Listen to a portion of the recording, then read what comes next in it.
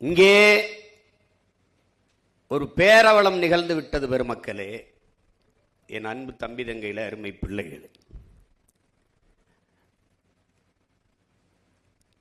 இங்கே மாணவர்கள் கிளர்ச்சியில், இந்தி திணிப்புக்கு எதிராக மாணவர்கள் கிளர்ச்சியில் ஏற்பட்ட அரசியல் புரட்சியில் அதிகாரத்திற்கு வந்தவர்கள் இதுபோல இன்னொரு மாணவர் கிளர்ச்சி இந்த மண்ணில் நிகழ்ந்துவிடக்கூடாது என்பதற்காக மாணவர்கள் அரசியல் பேசக்கூடாது என்று கொண்டு வந்தார். இறை வழிபாட்டை விமர்சித்த இவர்கள் திரை வழிபாட்டை போற்றினார்கள். கடவுளை விமர்சித்தவர்கள் கதாநாயகனை போற்றினார்கள். எந்த பள்ளி கல்லூரி விழாக்களிலும் அரசு விழாக்களிலும் ஆன்றோர்கள் சான்றோர்கள் அறிவார்ந்த பெருமக்களை மேடையேற்றுவதற்கு பதிலாக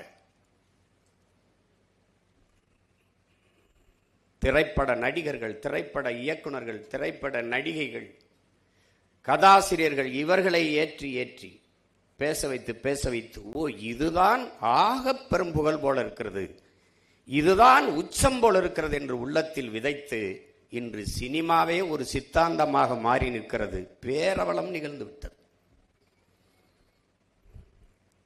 வரலாற்றில் தெளிவு வராத எந்த இனமும் எழுச்சி பெற முடியாது என்கிறான் லெனின்.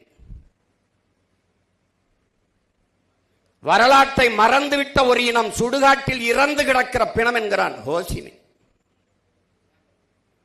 வரலாற்றை படிக்க முடியாதவன், வரலாற்றை படிக்காதவன் வரலாற்றை படைக்கவே முடியாது என்கிறார் அண்ணல் அம்பேத்கர். ஆனால் இந்த இனத்திற்கு வரலாறை கற்பிக்கப்படாதனால் தான் தகராறு, பிரச்சனை. எதற்காக கல்லூரியிலே பெருந்தலைவரை பற்றி, காமராஜரை பற்றி பேச வேண்டும்? காமராஜரை கற்காமல், கக்கனை கற்காமல், ஜீவானந்தம் சிங்காரவேலரை கற்காமல், முத்துராமலிங்க தேவருங்கம் தாத்தனை கற்காமல், செக்கிழுத்த செம்மல் நம்முடைய பாட்டன் வஉசியை படிக்காமல், அயோத்திதாசர் ரெட்டமலை சீனிவாசன் போன்ற ஆளுமைகளை நம் தாத்தாக்களை முன்னவர்களை படிக்காமல் எப்படி ஒரு இனம் எழுச்சி வரும், தெளிவு வரும்? எப்படி வாழும்? அது வரலாற்றை கையில் எடுத்த இனங்கள் எல்லாம் உயிர்ப்போடு இருக்கிறது என்கிறார்கள். என் அன்பு பிள்ளைகளே, வீரர்களை பெற்ற இனம்தான், வீர மக்களை பெற்ற இனம்தான் வாழ்ந்திருக்கிறது. இதுதான் வரலாறுங்கும். வீரர்களை பெறாத இனம் அடிமைப்பட்டு வீழும், அழியும்.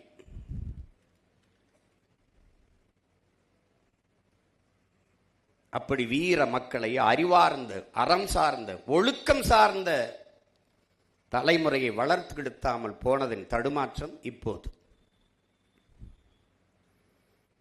இங்கே பேசிய அன்பு குழந்தை பேசினாலே குறிப்புகளோடு பேசுகிறவன் அல்ல தலைவன், குறிக்கோளோடு பேசுகிறவன் எவனோ அவனே தலைவன்.